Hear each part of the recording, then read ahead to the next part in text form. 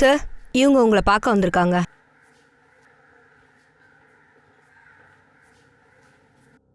சொல்லுங்க, என்ன விஷயம்? சார் சார் என்ன அவங்க ரேப் பண்ணிட்டாங்க. வாட்?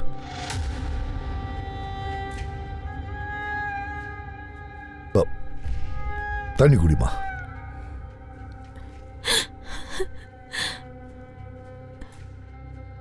இத பாருமா, நீ கொஞ்சம் ரிலாக்ஸ்டா இரு. என்ன நடந்துச்சுன்னு சொல்லு. சார், அது சுனில் அகர்வால் வீட்டில் நான் வீட்டு வேலை செஞ்சிட்டு இருக்கேன். வழக்கம் போல நான் இன்னைக்கும் வீட்டு வேலை செஞ்சிட்டு இருந்தேன். அப்புறம் திடீர்னு இந்தாம்மா மான்சி, உனக்கு பசிக்கவே இல்லையாம்மா? காலையில் 8 மணிலேருந்து நீ வேலை செஞ்சுக்கிட்டே இருக்க. இந்த பாரு, மணி 12 ஆச்சு. நீ ஒன்று பண்ணு, இந்த லெமன் ஜூஸை குடி. இல்லை சார், இது உங்களுக்காக தான். நீ ஹெல்த்தியாக இருந்தா தானே எங்கள் வீடு பளபளப்பாக இருக்கும். இந்தா குடிமா.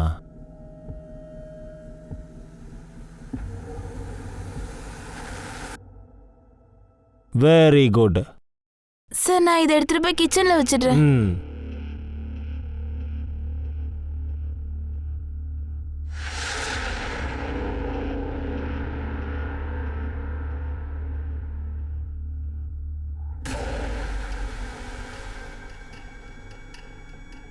நீங்க உடனே ஸ்டேஷனுக்கு வந்தது நல்லதா போச்சு.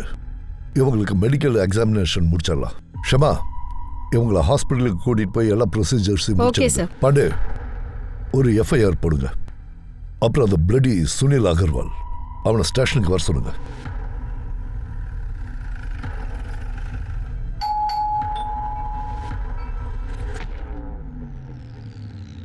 யார் வந்திருக்காங்க? சார், அந்த மான்சி பொய் சொல்றா. நீங்களே யோசிச்சு பாருங்க. நான் என்னோட வேலைக்காரியை ரேப் பண்ணுவேனா என்ன? அதுவும் இந்த வயசுல. Sir, I am 62 years old. எனக்கு அதை சொல்றதுல எந்த வெக்கமும் இல்லை. இப்போ என்னால் அதெல்லாம் பண்ண முடியாது. உங்களுக்கு நம்பிக்கை இல்லைனா இதான் என் ஒய்ஃப்கிட்டே கேட்டு பாருங்க. சார், அவர் உண்மையை தான் சொல்றாரு. இங்க பாருங்க, யார் உண்மையை சொல்றது யார் பொய் சொல்றதுன்னு மெடிக்கல் எக்ஸாமினேஷனுக்கு அப்புறம் தெரியும். மிஸ்டர் அகர்வால், இப்போ நீங்க என் கூட வந்து தான் ஆகணும். என்ன என்ன என்ன பண்றீங்க? விடுங்க. மிஸ்டர் சுனில் அகர்வால் அப்புறம் மான்சி, உங்க 2 பேரோட மெடிக்கல் ரிப்போர்ட் என் கண்ணு முன்னாடி இருக்கு. இந்த மெடிக்கல் ரிப்போர்ட்ல தெளிவா எழுதி இருக்கு. அதாவது மான்சி ஏற்கனவே செக்சுவலி ஆக்டிவா இருந்தவ. டாக்டர்ஸ் என்ன எழுதியிருக்காங்கன்னா, மான்சியோட பிரைவேட் பார்ட்ல எந்த விதமான சிமெண்ட் பார்ட்ஸும் கிடைக்கலன்னு.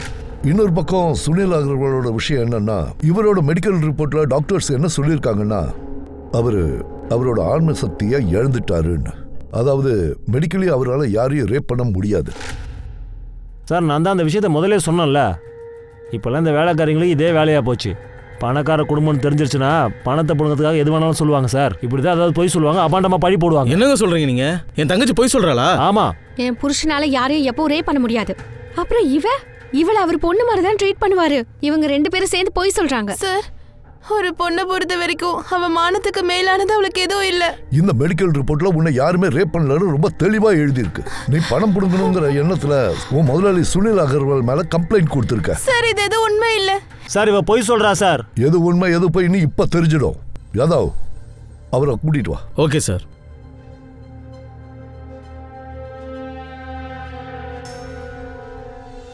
நீயா?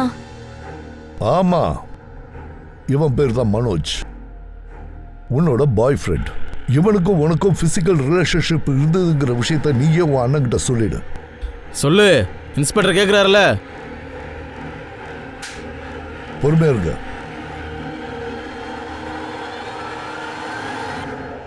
அண்ணா, அது உண்மைதான்.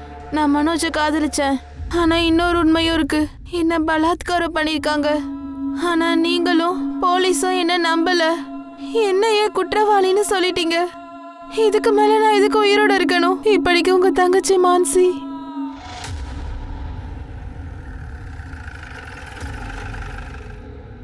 மான்சி சூசைட் பண்ணிக்கிட்டா அதுக்கு எனக்கு என்ன சம்பந்தம்? சம்பந்தம் இருக்கு. ஏன்னா மான்சி சூசைட் பண்ணும்போது லெட்டர்ல தெளிவா எழுதியிருக்கா, அவர் ரேப் பண்ணப்பட்டான்னு. என்ன நடந்ததுன்னு மறைக்காம சொல்லு. அது விஷயம் அதெல்லாம் ஒன்றும் இல்லை சார். வேற என்ன நடந்திருக்கோன்னு நினைக்கிறீங்க நீங்க? அது ஆனால் இப்படி கொண்டு வாங்க அதை. சார், பெட்டு கீழே இந்த 2 பாக்ஸ் கிடச்சிது. அதில் என்ன இருக்குன்னு பாருங்களேன். செக்ஸ் டாய் கூட வச்சிருக்காரு சார். அப்ப இதுதான் விஷயமா? இதை வச்சுதான் நீ மான்சியை ரேப் பண்ணியா? வாயை தொடர்ந்து சொல்லியா? சார் என் புருஷனால யாரு கூடயும் அப்படி பண்ண முடியாது. நீங்க கொஞ்சம் வாயை மூடுங்க. இவ்வளவு எவிடன்ஸ் கிடைச்சதுக்கு அப்புறமும் உன் புருஷனுக்கு சப்போர்ட் பண்ணிட்டு இருக்க? என் புருஷனால எந்த பொண்ணு கூட அப்படி பண்ண முடியாது சார். கொஞ்ச நேரம் வாயை மூடி பேசாம இருக்க. ஆமா, எல்லாமே என்னுடைய இதுதான். நான் தான் குற்றவாளி. மான்சி என்னாலதான் சூசைட் பண்ணிக்கிட்டா. நானும் தற்கொலை பண்ணிக்கிட்டு செத்து போயிடுறேன். இருங்க. வணக்கம் நண்பர்களே, கிரைம் பேட்ரோலோட இந்த எபிசோட்ல நான் உங்களை சந்திக்க வந்திருக்கேன். இது ஒரு வித்தியாசமான எபிசோட், பார்த்து என்ஜாய் பண்ணுங்க. யார் கூட நம்ம பேசி பழகுறோமோ அவங்கள நம்புறது இயல்பான ஒரு விஷயம் தானே.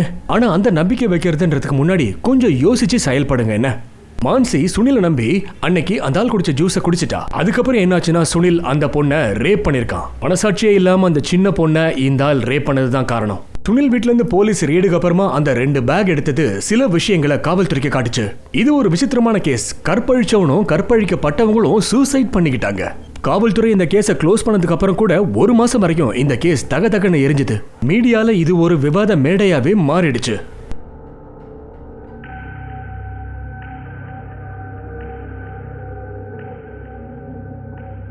பிருந்தா,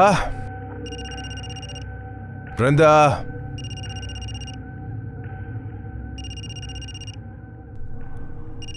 பிருந்தாவா? அட, நீ எங்க போயிட்ட? சார் வீடியோ செக் பண்ணுங்க.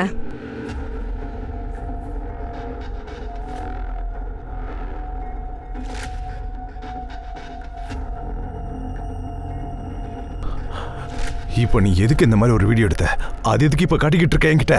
5 லட்சம் இப்ப தரலன்னு வச்சுக்க, உன் பில்டிங்ல வாட்ச்மேன், தோட்டக்காரன், டோபி ஒவ்வொருத்தருக்கும் இந்த வீடியோவை அனுப்பி வச்சிருவேன். பாத்துக்கோ. அப்படியா? நான் ஏய், உனக்கு 24 மணி நேரம் தான் டைம். வச்சிடுறேன். ஆமா ஆமா, கரிஷ்மால. வாமா, உள்ள வா, உள்ள வாங்க. குஷி, அந்த மேடன் வந்துட்டாங்க. வாமா, உட்காருங்க. உட்காருமா.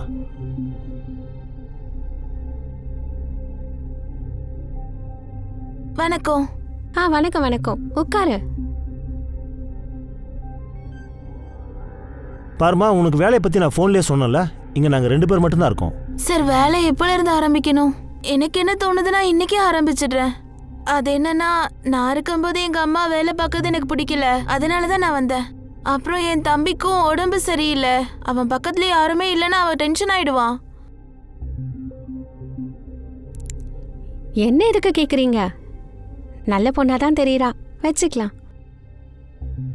அப்ப சரிம்மா, நீ இன்னில இருந்து வேலையை ஆரம்பிச்சிரு. Thank you sir. அடடா, இருமா. என்னம்மா நீ? வாமா, உனக்கு கிச்சனை காட்டுறேன். வா.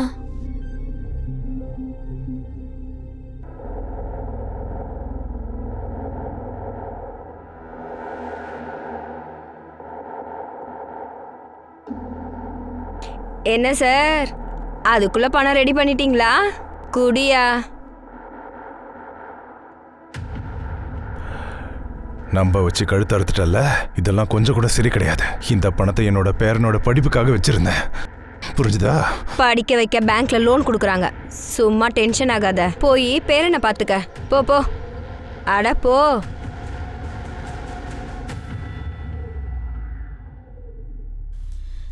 அம்மா, என்னடியாச்சு? அட, என்ன விஷயம்? அம்மா, நான் உங்களுக்காக என்ன வாங்கிட்டு வந்து பாருங்க. என்னது? சமோசாவும் ஜிலேபியும். ஏய், அவ்வளவு பணத்துக்கு என்ன பண்ண? அட, நான் வேலை செஞ்ச இடத்துல தான் கொடுத்தாங்க. கோலு, சமோசா ஜிலேபி சாப்பிடுறியா? இரு தரேன். இந்தா. ஏய் ஜெகதீஸ்வரா, எங்களுக்கு இதே மாதிரி வேலை கொடுத்துக்கிட்டே இருப்பா. அப்பதான் கோலுவை படிக்க வைக்க முடியும், ட்ரீட்மெண்ட்டும் கொடுக்க முடியும், குடும்பத்தையும் நடத்த முடியும்.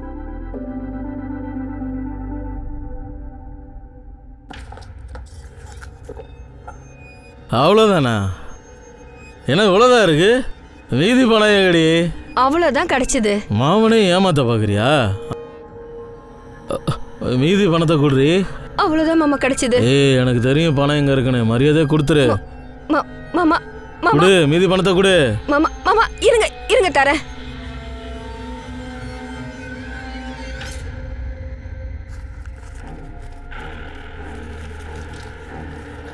மாமா, அதுல கொஞ்சம் பணம் எனக்கும் தாங்க. ஏய், ஓடி. எல்லாத்தையும் எடுத்துட்டு ஓடி போய் பார்க்குறியா? உன்னோட அப்பா அம்மா உன்னை வீட்டை விட்டு துரத்துனாங்கல்ல, அப்போ இந்த மாமன் தாண்டி உனக்கு ஆதரவு கொடுத்தான். ஓடி வெளியே.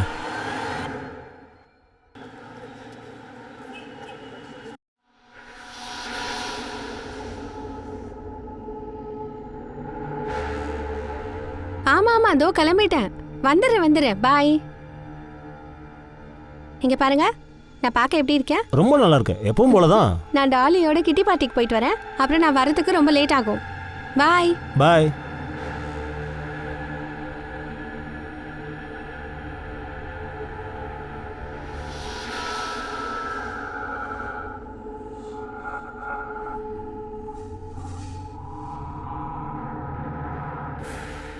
அட கரிஷ்மா, இந்தாம்மா இந்த ஜூஸை குடி.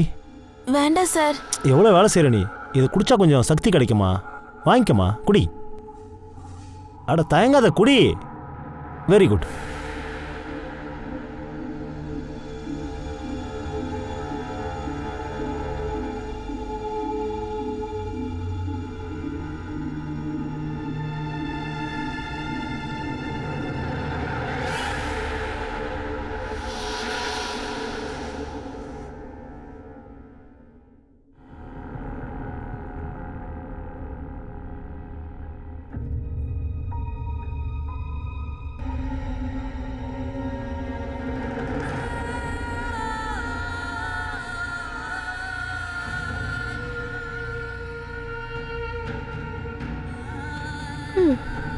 அட நீ வந்துட்டியா?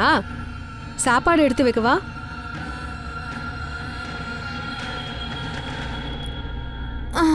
கரிஷ்மா, என்ன ஆச்சுமா? உனக்கு உடம்பு சரியில்லையா என்ன? டீ குடிக்கிறியா? டீ போட்டு எடுத்துட்டு வா. நான் எதுவும் சாப்பிட்ற நிலைமையில இல்ல.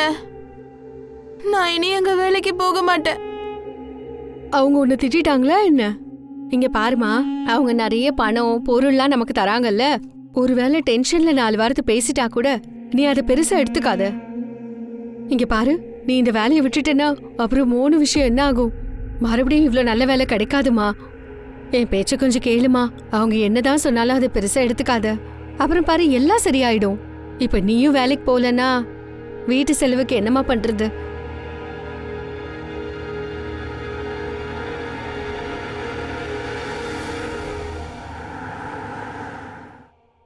சரி, நான் அப்புறம் பேசுறேன். நீ கரெக்ட் டைமுக்கு தான் வந்திருக்க.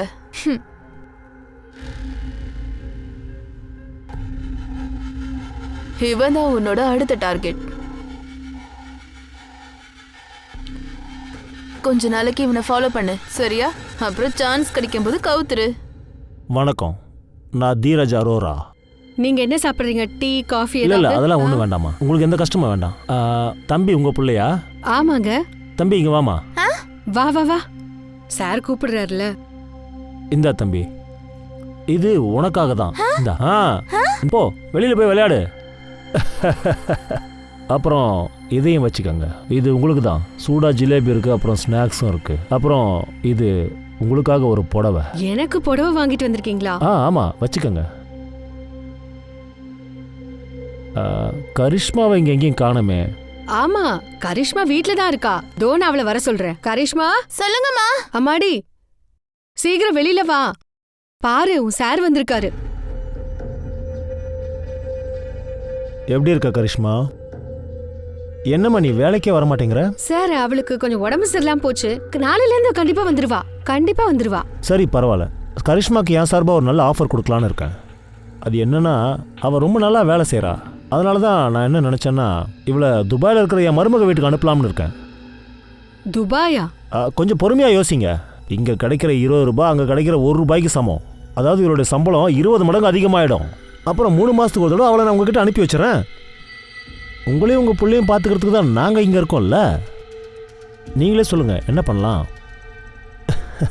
இந்தாங்க, இதை வச்சுக்கோங்க. இதை அட்வான்ஸாக வச்சுக்கோங்க. சார், நீங்க எங்களுக்கு கடவுள் மாதிரி. அதெல்லாம் ஒன்றும் இல்லைம்மா. கரிஷ்மா, அதிர்ஷ்டம் நம்மள தேடி வந்திருக்கு. எவ்வளோ நல்லவரோட வேலை செய்ய வாய்ப்பு கிடைச்சிருக்கு.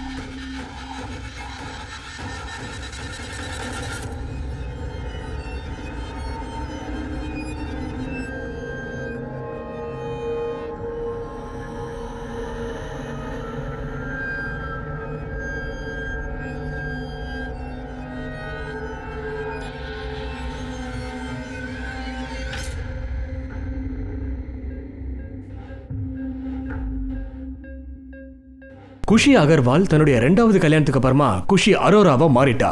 ஆனா இந்த புருஷனும் ஒரு ராட்சசன் தான்.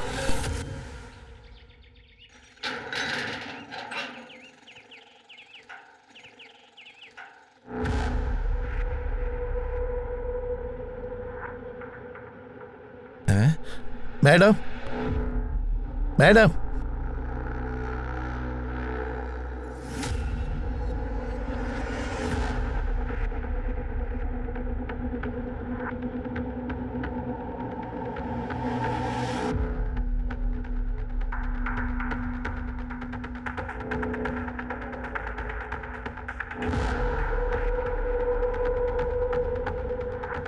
வாங்க செக் பண்ணுங்க, தரவை செக் பண்ணுங்க.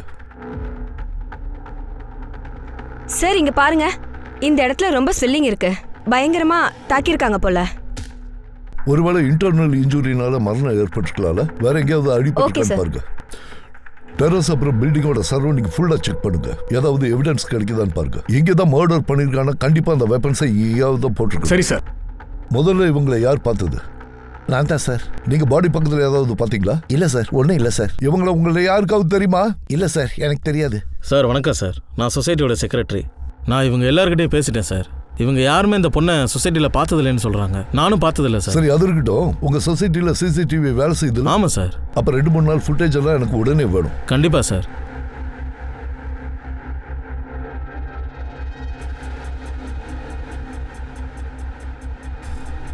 சார் இங்க பாருங்க சார், அவ கால்ல இருந்து இந்த முடி கிடைச்சிருக்கு. இந்த ஏர் கலர் விக்டிமோட ஏர் கலரோட மேட்ச் ஆகல சார். நான் பாடி ஃபுல்லா செக் பண்ணிட்டேன். வேற எங்கேயும் எந்த அடையாளமும் இல்ல. பாடிக்கு பக்கத்துல ரத்த கரையும் இல்ல. இந்த முடியையும் விக்டிமோட முடியும் மேட்ச் பண்ணி பாருங்க. உடனே டிஎன்ஏக்கு அனுப்பி வைங்க. பாடியை இன்னொரு தடவை செக் பண்ணி பாருங்க. சார். சந்தேஷ் சார், நீங்க இமீடியட்டா பாடியை போஸ்ட்மார்ட்டத்துக்கு அனுப்பி வைங்க. அதுக்கு முன்னாடி இந்த பொண்ணோட போட்டோ எடுத்து சொசைட்டியில் காட்டுங்க. யாருக்காவது அடையாளம் தெரியுதான்னு பாருங்க. இங்க யாருக்கும் தெரியலன்னா பக்கத்துல கேட்டு பாருங்க. அங்கே யாருக்கும் தெரியாதுன்னா சோஷியல் மீடியாவில் போடுங்க. இந்த ஏரியாவில் இருக்கிற எல்லாருக்கிட்டையும் இந்த விக்டிமோட ஃபோட்டோவை சர்க்குலேட் பண்ணுங்க. இமீடியட்டாக டீட்டெயில்ஸ் நமக்கு தெரிஞ்சாகணும். அப்போ தான் கொலைகாரனை கண்டுபிடிக்க முடியும்.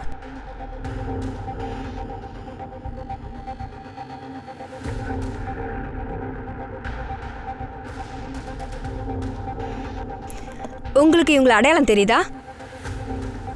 இல்லைங்க.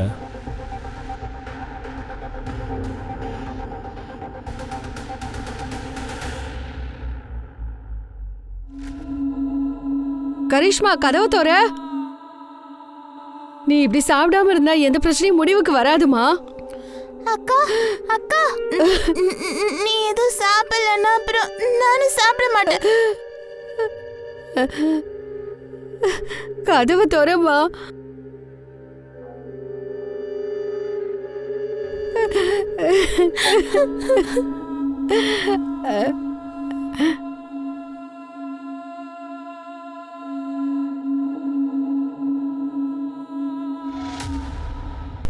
சார், இந்த அன்ஐடென்டிஃபை பாடியோட போஸ்ட்மார்ட்டம் ரிப்போர்ட் சார். விக்டிமோட மரணம் 13ஆம் தேதி 2:30 4க்குள்ள நடந்திருக்கு. ஆனா நமக்கு இன்ஃபர்மேஷன் அடுத்த நாள் காலையில் 8 மணிக்கு தான் கிடைச்சது. ஒண்ணுமே புரியல சார். பட்ட பகல்ல டெரஸ்ல வச்சு அந்த பொண்ணை கொன்னுருக்கான். இது தற்செயலா நடந்த விஷயமாவே தெரியல. சிசிடிவி ஃபுட்டேஜ்லாம் பார்த்துட்டு சார், ஆனா சஸ்பிஷியஸா எதுவுமே தெரியல. அப்புறம் மரணம் தலையில ஏதோ பலமான பொருளால அடிச்சதுனால ஏற்பட்டிருக்கு. ஸோ சந்தீப், ஒரு விஷயம் confirm, this is not an accident. Sir, நான் டெரஸ், கேம்பஸ், அக்கம் பக்கத்து பில்டிங்லையும் பார்த்துட்டேன் சார். எவிடன்ஸ் எதுவுமே கிடைக்கல. முக்கியமா வெப்பன் எதுவுமே கிடைக்கலையே சார். விக்டிம் பிரெக்னண்டா இருந்தாங்களா? அதுவும் ஏறக்குறைய 5 மாசம். சார், பாடியை பார்த்தா அப்படி தெரியவே இல்லையே. சார், விக்டிமோட பாடியில இருந்து ஒரு ஏர் கிடைச்சதில்ல, அதோட டிஎன்ஏ விக்டிம் கூட மேட்ச் ஆகல சார். பாருங்க. யாதவ், நீ ஒரு வேலை பண்ணு. சொசைட்டியில் அன்னைக்கு 2 மணிலேருந்து 5 மணி வரைக்கும் யாரெல்லாம் வந்துட்டு போனாங்களோ அவங்கள எல்லாரையும் ஐடென்டிஃபை பண்ணு. அவங்கள யாருக்காவது விக்டிமோட சம்பந்தம் இருக்கான்னு ஒருத்தர் விடாம எல்லாரையும் கேளு. Okay sir. சார், எத்தனை பேர் இருந்தாங்களோ அது அன்னைக்கு. உள்ள வரலாமா? ப்ளீஸ் வாங்க. சார், என்னோட பேரு ஆலோக். நான் ஒரு முக்கியமான விஷயத்தை ஷேர் பண்றதுக்காக தான் வந்திருக்கேன். ப்ளீஸ் முதல்ல உட்காருங்க. Thank you sir. நீங்க ஷேர் பண்ண நினைச்ச விஷயம் என்னன்னு சொல்லுங்க. சார், இந்த பொண்ணு இருக்கால, இந்த பொண்ணு எனக்கு நல்லாவே தெரியும் சார். சார், இந்த பொண்ணோட பேரு விருந்தா சௌகான். அப்புறம் இவ எங்க வீட்டில் ஒரு மேடா இருந்தா. சார் அது இவ என்ன அவளோட வலையில விழ வச்சுட்டு என்கிட்ட இருந்து 5 லட்சம் ரூபாய் பணத்தை பேக்மெயில் பண்ணி வாங்கிட்டு போயிட்டா சார். அலோக் சார், அப்ப விக்டிமோட வயித்துல இருந்தது உங்க குழந்தையா என்ன? சார் அந்த பொண்ணை நான் 1 மாசத்துக்கு முன்னாடி தான் சந்திச்சேன். அப்புறம் எப்படி நீங்க பிருந்தாவோட கான்டாக்ட்ல வந்தீங்க? என் வீட்டுக்காக ஒரு மெய்டை தேடிக்கிட்டு இருந்தேன். அதனால மெய்ட் ஏஜென்சிக்கு நான் ஃபோன் பண்ணி கேட்டேன் சார். சஹிலின்னு ஒரு மெய்ட் ஏஜென்சி இருக்கு. அவங்க தான் என்னோட நம்பரை இந்த பிருந்தா சௌகானுக்கு கொடுத்துருக்காங்க. நீங்க உங்க கான்டாக்ட் நம்பர், அப்புறம் பிருந்தா அவங்களோட கான்டாக்ட் நம்பர், அப்புறம் ஏதோ ஒரு கம்பெனி சொன்னீங்கல்ல, அதோட ஃபோன் நம்பரையும் எங்களுக்கு எழுதி கொடுத்துருங்க. போய் நம்பர் எழுதி வாங்கிக்கோங்க. Thank you sir. இந்த ஆள் தானாவே நம்மளை தேடி வந்திருக்கான்னு நினைக்கிறேன். ஆனா இவன் சொல்றதையும் அப்படி நம்பிட முடியாது சார். ஒரு விதத்துல நீ சொல்றதும் சரிதான். அந்த பிருந்தாவோட கால் ரெக்கார்ட்ஸ் அப்புறம் லொகேஷனை செக் பண்ணுங்க. ஓகே. அப்புறம் எந்த ஏஜென்சியை பத்தி ஆளுக்கு இப்ப சொன்னாரோ அங்க போய் அந்த பிருந்தாவை பத்தி அங்க விசாரிச்சுப்பாரு.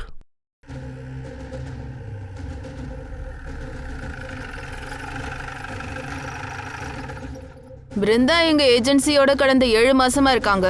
2 மாசம் யார் வீட்லயோ வேலை செஞ்ச அப்புறம் ஒரு நாள் அழுதுகிட்டே என்ன தேடி ஓடி வந்தா. அப்படியா? சரி. உனக்கு என்னாச்சு? ஏன் அடிபட்டிருக்கு? இன்னைக்கு என்னோட மாமா என்ன பலாத்காரம் பண்ணிட்டாரு மேடம். அப்புறம் அடிச்சு துன்புறுத்திட்டாரு. நீ உங்க அம்மா கிட்ட பேசலாம்ல, அவங்க ஏதாவது பண்ணுவாங்கல்ல? மேம், அம்மா என் மேல ரொம்ப கோவமா இருக்காங்க. அவங்க என்ன வீட்டை விட்டு அடிச்சு துரத்திட்டாங்க. இனிமே என்னால அவங்க கிட்ட போக முடியாது. என்னால அங்க போக முடியாது. என்ன அவங்க ஏத்துக்க மாட்டாங்க.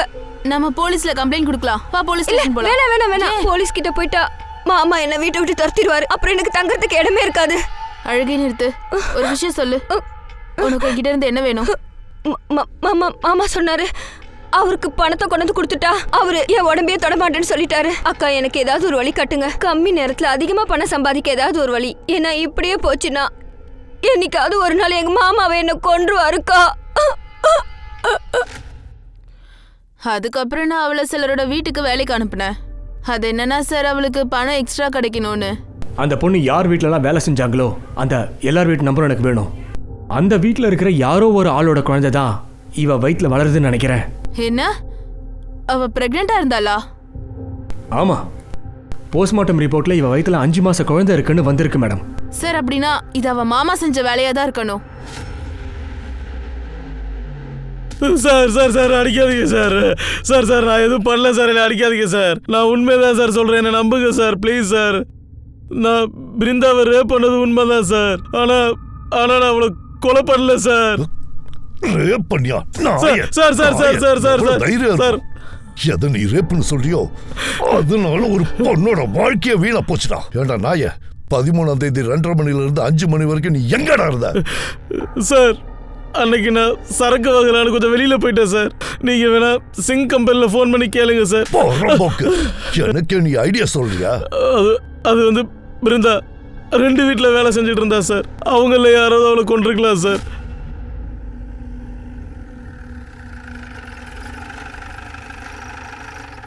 சார், எந்தெந்த சீனியர் சிட்டிசன் வீட்டில் இந்த பொண்ணு வேலை பண்ணிருக்காளோ அவங்கெல்லாம் ஸ்டேட்மெண்ட் கொடுக்க மாட்டேன்னு சொல்லிட்டாங்க சார். ஆனா சந்தீப் பிருந்தா பிரெக்னன்ட்டா இருந்திருக்காங்க. அதுல சந்தேகமே இல்ல. இவங்கள யாராவது ஒருத்தங்க தான் அப்பாவா. அது விஷயமும் கேட்டேன் சார். ஆனா சரியான பதில் ஒண்ணுமே கிடைக்கல சார். முதல்ல பிருந்தாவோட மாமா அதுல் சௌஹான் அவனோட டிஎன்ஏவை பிருந்தாவோட டிஎன்ஏவோட செக் பண்ணி பாருங்க. அப்படி மேட்ச் ஆகலைன்னா மற்ற எல்லாரோட டிஎன்ஏவும் சார். நான் சேகரிச்ச லிஸ்ட்ல ஒரு பேர் சந்தேகமா இருக்கு. அது தீரஜ் அரோரா சார். இந்த ஆளோட வீட்டில் அந்த பொண்ணு வேலை செய்யல. ஆனா அடுத்து அந்த வீட்டுக்கு போறதா இருந்தாலும் சார். இந்த பொண்ணோட பாடி கூட இந்த ஆள் காம்பவுண்ட்ல தான் சார் கிடைச்சது. நான் மறுபடியும் அவங்க 2 பேரையும் விசாரிச்சேன். ஆனா அவங்க 2 பேரும் எனக்கு தெரியாதுன்னு சொல்லிட்டாங்க. எனக்கு அந்த 13ஆம் தேதி ஃபுட்டேஜ் எல்லாம் மறுபடியும் செக் பண்ணு. சரி இங்க பாருங்க. மதியம் 3 மணிக்கு அந்த லேடி அந்த பில்டிங்குள்ள போறாங்க. மதியம் 3 மணிக்கு அந்த லேடி அந்த பில்டிங்குள்ள போறாங்க. அப்படி கொஞ்சம் ஜூம் பண்ணுங்க. குஷி அகர்வால் சார், உங்களுக்கு இவங்களை தெரியுமா? நீ இவங்களை விசாரிச்சு பாத்தியா? ஆமா சார், அவங்க ஹஸ்பண்ட் கிட்ட கூட விசாரிச்சேன். ஆனா 2 பேருமே அவங்கள அடையாளம் தெரியலன்னு சொல்லிட்டாங்க. ஹஸ்பண்டா? ஆமா சார். தீராஜ் அரோரா. இவன் தான் தீராஜ் அரோரா. பட் சார், குஷியை உங்களுக்கு எப்படி சார் தெரியும்? சந்தீப், அது கிட்டத்தட்ட 1 வருஷத்துக்கு முன்னாடி நடந்த சம்பவம். குஷியோட முதல் புருஷன், அப்புறம் குஷி இருக்கால, அவளோட பேர் குஷி அகர்வால். முதல் புருஷனோட பேரு சுனில் அகர்வால். சுனில் அகர்வால் மேல அவங்க வீட்டு வேலைக்காரி ரேப் பண்ணதா கம்ப்ளைண்ட் பண்ணா. நாங்க அவங்க வீட்டுல விசாரணைக்காக போனப்போ சுனில் அகர்வால் என்ன சொன்னானா, எனக்கு அதை சொல்றதுல எந்த வெக்கமும் இல்ல. இப்போ என்னால அதெல்லாம் பண்ண முடியாது. அப்புறம் எங்களுக்கு இன்னொரு விஷயமும் தெரிய வந்தது. அந்த வேலைக்காரிக்கு ஒரு பாய் ஃப்ரெண்ட் இருந்திருக்கா. 2 பேரும் சேர்ந்து ஏதோ பிளான் பண்ணி பணம் புடுங்கிறதுக்காக இப்படி பண்ணிருப்பாங்கன்னு நாங்க நினைச்சோம். நாங்க விசாரிச்சு அனுப்புனதுக்கு அப்புறம் அந்த பொண்ணு தற்கொலை பண்ணிக்கிட்டா. அதோட ஷாக்கிங்கான விஷயம் என்னன்னா, அவ சாகும்போது எழுதின லெட்டர்ல தெளிவா எழுதியிருக்கா, அவ ரேப் பண்ணப்பட்டான்னு. ரேப் பண்ணது வேற யாரும் இல்ல, அந்த குஷி அகர்வாலோட முதல் புருஷன் சுனில் அகர்வால். நாங்க விசாரிக்கிறதுக்காக மறுபடியும் அவங்க வீட்டுக்கு போனோம். சர்ச்சிங் எல்லாம் பண்ணி முடிச்சதுல அவங்க வீட்டுல இருந்து செக்ஸ் டாய்ஸ் கிடைச்சது. 2 பேரும் ஸ்டேஷனுக்கு கூட்டிட்டு வாங்க. குஷி மேடம், நாம ஏற்கனவே ஒரு தடவை சந்திச்சிருக்கோம். அப்போ நீங்க குஷி அகர்வாலா இருந்தீங்க. ஆனா இன்னைக்கு குஷி அரோராவா இருக்கீங்க. அது உங்களுக்கு ஞாபகம் இருக்கா? ஆமா சார். நீங்க செகண்ட் மேரேஜ் பண்ணிட்டு மூவ் ஆன் பண்ணீங்க. அது நல்ல விஷயம் தான். Thank you sir. மிஸ்டர் தீரஜ், உங்களுக்கு பிருந்தா சௌஹான் யாரையுமே தெரியாதா? இல்ல, தெரியாது. ஆனா பிருந்தா எந்த ஏஜென்சில வேலை செஞ்சுட்டு இருந்தாலும் அந்த ஏஜென்சில இருந்து ஒரு வேலைக்காரிக்காக நீங்க ரிக்வயர்மெண்ட் கொடுத்திருந்தீங்கல்ல, அந்த ஏஜென்சி ஆளுங்க என்ன சொல்றாங்கன்னா, பிருந்தா உங்க வீட்டுல வேலை செய்ய வந்ததா சொல்றாங்க. பிருந்தா ஒவ்வொரு ஆம்பளைங்களையும் ட்ராப் பண்ணி பிளாக்மெயில் பண்ணுவாங்கன்னு கேள்விப்பட்டோம். ஒருவேளை உங்களையும் அப்படி பண்ணிருக்கலாம்ல? இல்ல உங்களுக்கு ஏற்கனவே தெரிஞ்சு போய் நீங்க பிருந்தாவை மர்டர் பண்ணிட்டீங்களா என்ன? என்ன சார் சொல்றீங்க? எனக்கு பிருந்தா யாருன்னே தெரியாது. இன்ஃபேக்ட் நான் இது வரைக்கும் அவள் பேரையே கேட்டதில்லை. ஆமாம், நாங்கள் அந்த ஏஜென்சியை காண்டாக்ட் பண்ணது உண்மைதான். எங்ககிட்ட ஒரு ரெக்குயர்மெண்ட் இருக்குன்னு சொன்னோம், டீட்டெயில்ஸையும் அனுப்பி வச்சுருந்தோம். ஆனால் இப்போல்லாம் எங்களுக்கு எந்த மேலுடைய ரெக்குயர்மெண்ட்டும் இல்லை. நமிதா, அதை கொஞ்சம் சார் காட்டு.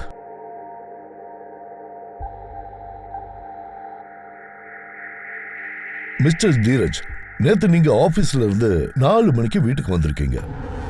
அரை மணி நேரத்துக்கு அப்புறம் நீங்க வீட்டில இருந்து கிளம்பி போயிருக்கீங்க. நாங்க விசாரிச்சோம், நீங்க தினமும் ஆபீஸ்ல இருந்து 7 மணிக்கு மேல தான் கிளம்புவீங்கன்னு சொன்னாங்க. சார், அது நான் சில ஃபைல்ஸ் எடுக்க மறந்துட்டேன். அதான் பர்சனலி நான் எடுக்கிறதுக்காக வந்தேன். அப்புறம் குஷி மேம், நீங்க வீட்டில இருந்து 3:45க்கு கிளம்பி இருக்கீங்க. ஆனா கரெக்டா 10 நிமிஷத்துக்கு அப்புறம் 3:55க்கெல்லாம் திரும்ப வீட்டுக்கு வந்திருக்கீங்க. சார், அப்படிலாம் ஒன்றும் இல்லை. நான் ஜஸ்ட் பணம் வித்ட்ரா பண்ண போனேன், அவ்வளோதான். அப்புறம் நீங்கள் வேணா பேங்க் ஸ்டேட்மெண்ட் செக் பண்ணி பாருங்களேன். சிசிடிவி ஃபுட்டேஜும் இருக்கும், நீங்கள் அதையும் செக் பண்ணி பாருங்க. குஷி மேம், இது தற்செயலாக நடந்த விஷயம் இல்லை. 1 வருஷத்துக்கு முன்னாடியும் நாம சந்திச்சிருக்கோம். அப்பவும் இதே மாதிரி ஒரு விஷயம் உங்களை சுற்றி நடந்துச்சு, ஞாபகம் இருக்கா? அதே ரிப்பீட் ஆயிருக்கு. அதே சிச்சுவேஷன்ல தான் இருக்கு. சார், அது என்னோட துரதிர்ஷ்டம்னு நினச்சிக்கோங்க, இல்லைனா கோஇன்சிடென்ஸ். ஓகே, இப்போ நீங்க கிளம்பலாம்.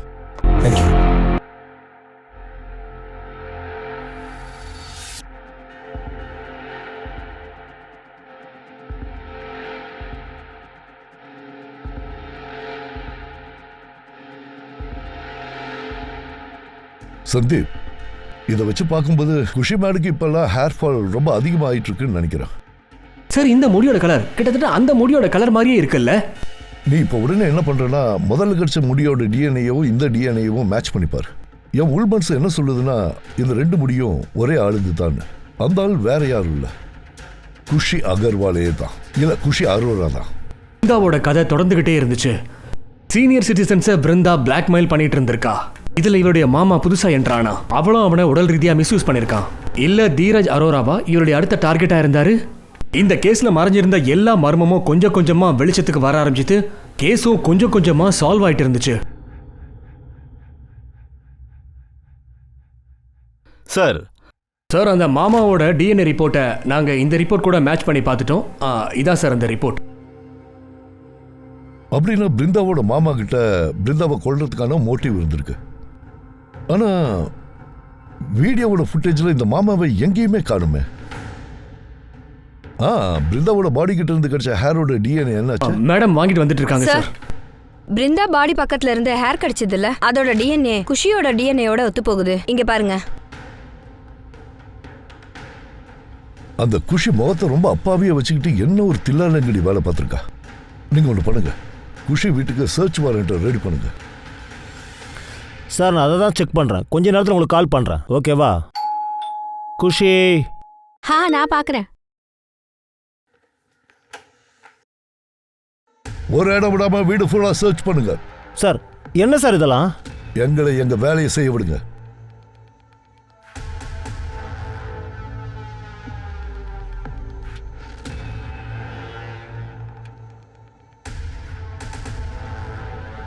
சார் இத கொஞ்சம் பாருங்க.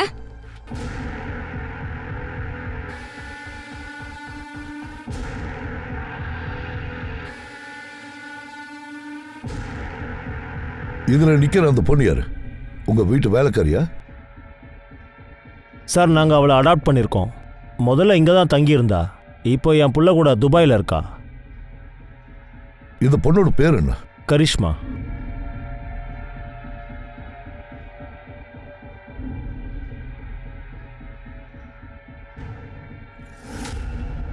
சார் கொஞ்சம் வாங்கல, என்ன கிடைச்சிருக்குன்னு பாருங்க.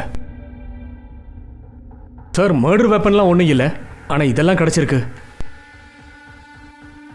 அண்ட் சார் இதை பாருங்களேன், குஷியோட இன்னொரு வீட்டில் கிடைச்சுன்னு சொன்னீங்களே, அதே மாதிரி இருக்கு பாருங்க இந்த திங்ஸ் எல்லாமே. ஆனா இந்த திங்ஸ் எல்லாம் தான் போலீஸ் ஜப்தி பண்ணிட்டாங்க. இந்த பொருளை நீங்க மறுபடியும் புதுசா வாங்குனீங்களா? எனக்கு ஒண்ணுமே புரியல. மிஸ்டர் தீரஜ், நீங்களும் செக்ஸ் பவரை இழந்துட்டீங்களா என்ன? இல்லை, ஏன்? இல்ல, ஒரு வருஷத்துக்கு முன்னாடி நாங்க ரொம்ப பெரிய தப்பு பண்ணிட்டோம். மான்ஷின்னு ஒரு பொண்ணு இந்த அம்மாவோட முதல் புருஷன் மேல ஒரு கம்ப்ளைண்ட் கொடுத்திருந்தாங்க. அவரு ரேப் பண்ணிட்டாருன்னு. அந்த கில்ட்ல இவங்க புருஷன் தற்கொலை பண்ணிக்கிறாங்க. கேஸ் க்ளோஸ் ஆயிடுச்சு. ஆனா அந்த கேஸோட இன்னொரு குற்றவாளி இன்னைக்கு வரைக்கும் ஃப்ரீயா சுத்திட்டு இருக்கா. இங்க பாருங்க, உங்க 2 பேருக்கு எதிராக என்கிட்ட ஏகப்பட்ட எவிடன்ஸ் இருக்கு. அதை நாங்க கோர்ட்ல ஈஸியா நிரூபிச்சிடுவோம். பிருந்தா மர்டரை நீங்க 2 பேரும் சேர்ந்து தான் செஞ்சீங்கன்னு. நான் அந்த மாதிரி எதுவுமே பண்ணல சார். நாங்க எதுவுமே பண்ணல. இத பாருங்க, உங்க முடி பிருந்தாவோட பாடியில எப்படி வந்துச்சு? இந்த முடியோட டிஎன்ஏ உங்க டிஎன்ஏவோட எப்படி மேட்ச் ஆகுது? அது மட்டும் இல்ல, பிருந்தாவோட லொகேஷன் ரெக்கார்டு சம்பவம் நடக்கிறதுக்கு கொஞ்ச நேரம் முன்னாடி வரைக்கும் தொடர்ந்து தீரஜோட ரெக்கார்டு வரைக்கும் எப்படி மேட்ச் ஆகுது? சார் அதெல்லாம் எனக்கு தெரியாது. நீங்க வாயை மூடிட்டு இருங்க தீரஜ். நீங்க வாயை திறந்தாலே பொய்யா சொல்றீங்க. யாதவ், இவங்களுக்கு அந்த ஃபுட்டேஜை காட்டுங்க. இந்த ஃபுட்டேஜில் ஒரு பொண்ணு தெரியறனால கரிஷ்மா, நீங்க தானே சொன்னீங்க அவங்க அடாப்டட் பொண்ணுன்னு. அவ துபாயில இருக்கான்னு வேற சொன்னீங்க. அப்ப துபாயில இருக்கிற பொண்ணு இந்த சிசிடிவி ஃபுட்டேஜ்ல எப்படி வந்தா? இப்ப அவ எங்க போனா? சும்மா எங்க டைமை வேஸ்ட் பண்ணாதீங்க. நீங்க 2 பேரும் சேர்ந்து பிருந்தாவை கொண்டீங்களா இல்ல கரிஷ்மாவோட சேர்ந்து பிருந்தாவை கொண்டீங்களா? ஒழுங்கா சொல்லிடுங்க. அப்புறம் இன்னொரு கேள்வி, கரிஷ்மா கூட வர்ற இன்னொரு லேடி உங்க பில்டிங்ல இருந்து வெளியில ஓடி போறத பாக்குறேன். அந்த லேடி யாரு? அவங்களுக்கு இந்த மர்டருக்கும் என்ன கனெக்ஷன் சொல்லுங்க. கேட்டது காதல் விடலையா? இப்போ உன் டைம் இருக்கு. எல்லா உண்மையும் ஓப்பனா சொல்லிடுங்க. அப்படி இல்லைன்னா அதையும் ஓப்பனா சொல்லிடுங்க. கோர்ட்ல நாங்க எப்படியும் நிரூபிச்சிருவோம் பிருந்தாவை நீங்க 2 பேர் தான் கொலை பண்ணீங்கன்னு. இன்னும் எவ்வளவு நேரத்துக்கு தான் இந்த மாதிரியே இருக்க போறேன்? ஒழுங்கா உண்மையை சொல்லி தொலையா.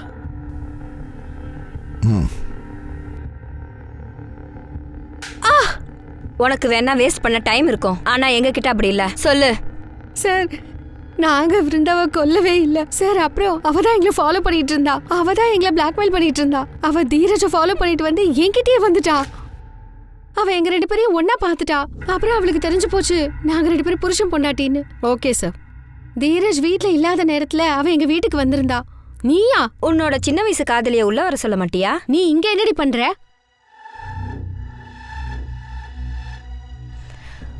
உன்னை நான் அந்த அளவுக்கு விரும்பினல்ல. 9 வருஷத்துக்கு முன்னாடி என்னை ஒரேடியா தூக்கி எறிஞ்சிட்டு போயிட்டல்ல. கிராமத்து ஜனங்க என் தலைக்கு மொட்டை அடிச்சிட்டாங்க. அப்பா அம்மா வீட்டை விட்டு துரத்திட்டாங்க. மாமா என்ன ரேப் பண்ணிட்டாரு. இது நல்லா தான் இருக்கு. என் வாழ்க்கையை நாசம் பண்ணிட்டு நீ மட்டும் இங்க ஜாலியா இருக்க. உனக்கு என்னடி வேணும்? 1 லட்ச ரூபா கொடு.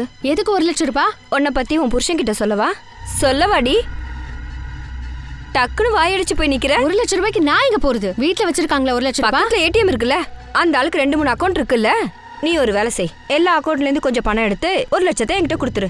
1 லட்சம் ரூபாய் எடுத்துட்டு வந்து உன் மூஞ்சில விட்டு எறியறேன் பார்.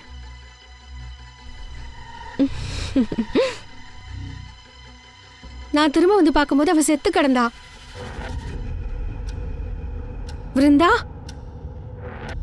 விருந்தா. அப்புறம் நான் உடனே தீரஜுக்கு கால் பண்ணேன். என்ன விஷயம்? எதுக்கு என்ன வர சொன்ன? சார் நான் என் வீட்டுக்கு வந்து பார்க்கும்போது என்ன பார்த்தேன்னா அவள் செத்து போய் கிடந்தா. குஷி நடந்த சம்பவத்தை என்கிட்ட சொன்னா. நாங்கள் 2 பேரும் சேர்ந்து அவளுடைய பாடியை ரூமுக்குள்ளே மறைச்சி வச்சோம். அதுக்கப்புறம் நான் ஆஃபீஸ்க்கு போயிட்டேன். எனக்கு தெரியும் இந்த பில்டிங்கோடைய டெரஸ் ஓப்பனில் தான் இருக்கும்னு. ராத்திரி நேரத்தில் நாங்கள் 2 பேரும் சேர்ந்து ஸ்டேர் கேஸ் வழியாக அவளுடைய பாடியை மொட்டை மாடியில் கொண்டு போய் வச்சுட்டோம். நீ கதையோட ரொம்ப நல்லா சொல்ற தீரஜ். நீ சொன்னதை நாங்கள் நம்பிட்டேன்னு வச்சுக்கோ. நீங்க 2 பேரும் பிருந்தாவை கொள்ளல, சரி. என் கேள்வி என்னன்னா, இப்ப கூட அதே தான். அதுல ஒரு லேடி கரிஷ்மா கூட பில்டிங்கை விட்டு வெளியில போனத சிசிடிவி ஃபுட்டேஜ்ல பாத்தீங்கல்ல, அது யாரு? ஒழுங்கா சொல்லுங்க. அந்த லேடிக்கும் இந்த மர்டருக்கும் என்ன கனெக்ஷன்? குஷி இதுக்கு மேலே மறைச்சா நமக்கு தான் ஆபத்து. உண்மையை சொல்லிடு சார். அதை நான் சொல்கிறேன் சார். கரிஷ்மாவுடைய அம்மா வைஷாலி தான் விருந்தாவை கொன்னுட்டா. வறுமையை போக்குறதுக்காக வீடு வீடா பாத்திரம் தேய்ச்சோம். நாங்க எதுக்கு சார் அடுத்தவங்களை கொல்லணும்? இவங்க 2 பேரும் தான். இவங்க தான் அந்த கொலையை பண்ணிருக்கணும். இவங்களுக்கு ஒரு வாய்ப்பு கிடைச்சதுன்னா என் கரிஷ்மாவை கூட கொண்டிருப்பாங்க. இத பாருங்க, நீங்க சொல்ல வர்ற விஷயத்த கொஞ்சம் தெளிவா சொல்லுங்க. சார், இவங்க ஒன்றும் என்ன அடாப்ட்லாம் பண்ணல. இவங்க வீட்டில் நான் வேலைக்காரியா தான் இருந்தேன். இவர் எங்க அம்மா கிட்ட போய் சொல்லிட்டாரு என்ன துபாய்க்கு வேலைக்கு அனுப்புறேன்னு. ஆனா அவர் வீட்டுக்குள்ள என்ன அடைச்சு வச்சிருந்தாரு.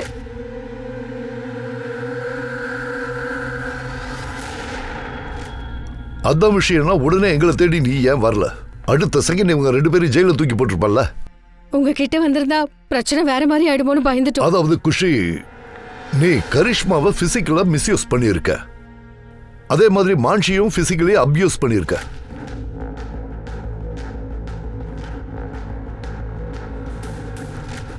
அது மட்டும் இல்ல, இப்படி ஒரு கேடுகட்ட விஷயத்துக்கு உன்னோட 2 புருஷன்களும் உறுதுணையா இருந்திருக்கானுங்க. உங்க விஷயத்துல ஐபிஎஸோட லிஸ்ட் ரொம்ப நீளமா இருக்கும். சரி, அதெல்லாம் இருக்கட்டும். பிருந்தாவை ஏன் கொன்னீங்க? நாங்க அவளை கொல்லவே இல்ல சார். இவங்க 2 பேரும் தான் கொலை பண்ணிருப்பாங்க. நாங்க எதுக்கு சார் அவளை கொல்லணும்? நான் உன் வீட்டுக்கு வரும்போது கரிஷ்மா கரிஷ்மா கரிஷ்மா எனக்கு ரகசியமா கால் பண்ணி எல்லா உண்மையும் சொல்லிட்டா.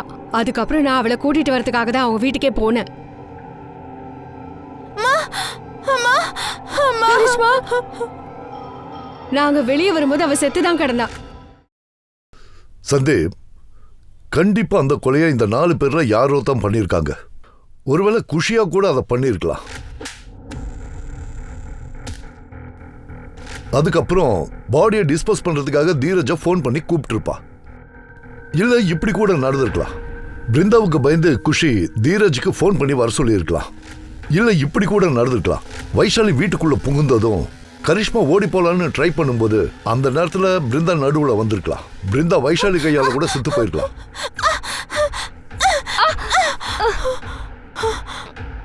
எனக்கு ஒண்ணுமே புரியல சந்தீப்.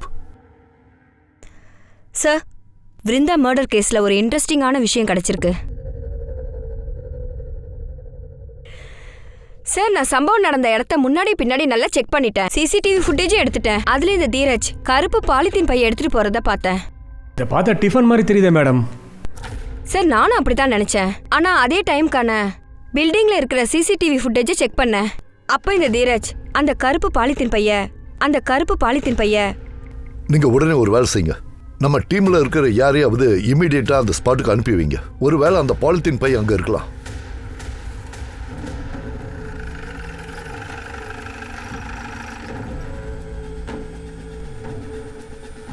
மயேக்,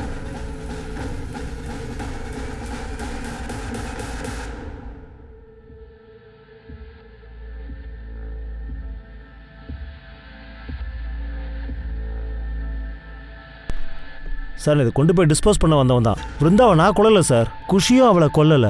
உங்க 4 பேர்ல யாரோ ஒருத்தங்க தான் பிருந்தாவை கொண்டு இருக்கீங்கன்னு எனக்கு தெரியும். அதையும் சீக்கிரம் கண்டுபிடிச்சிருவோம். எங்க ஃபிங்கர் பிரிண்ட் எக்ஸ்பர்ட்ஸ் அந்த ஃப்ளவர் வாஷ்ல இருக்கிற கைரேகையை செக் பண்ணிட்டு இருக்காரு. இப்ப கூட டைம் இருக்கு. உங்களை யாரு பிருந்தாவை கொன்னீங்கிற உண்மையை ஒழுங்கு மரியாதையா சொல்லிடுங்க.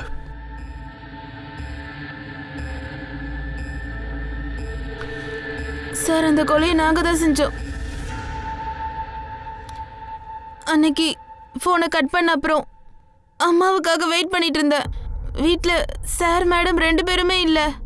அம்மா கேட்டுக்கிட்டு வந்ததும் நான் அவங்க கிட்ட ஓடி போனேன். அப்ப அந்த மேடம் எங்க 2 பேருக்கும் நடுவுல வந்துட்டாங்க.